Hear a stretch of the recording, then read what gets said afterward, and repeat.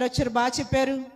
విన్నామని అంటే కాదు, కానీ దేవుని వాక్యానుసారంగా ఎవరైతే నడుస్తారో వారికే దేవుడు మేలుల్ని కలగచేస్తాడు, ఆశీర్వాదాన్ని కలగచేస్తాడు. హన్నమ్మని జ్ఞాపకం చేసుకున్నాడు.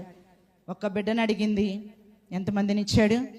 మరలా 5 బిడ్డలతో దేవుడు అడిగిన దానికంటే, ఊహించిన దానికంటే అత్యధికముగా మన ప్రభువైన యేసయ్య మన జీవితాలకి ఆశీర్వాదాన్ని అనుగ్రహించే దేవుడు. ఈ నూతన సంవత్సరంలో కూడా మీరు అడుగుతున్న దానికంటే, ఊహించిన దానికంటే అత్యధికముగా ఆశీర్వాదాన్ని కలుగ చేయనుగాక.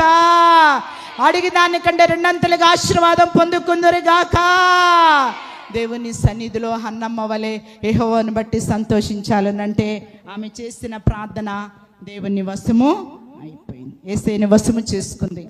నాకు నువ్వు తప్ప వేరే దిక్కు లేనే లేరయ్యా, నువ్వు తప్ప నాకు కార్యం చేసే వాళ్ళు ఎవరు లేరు, నన్ను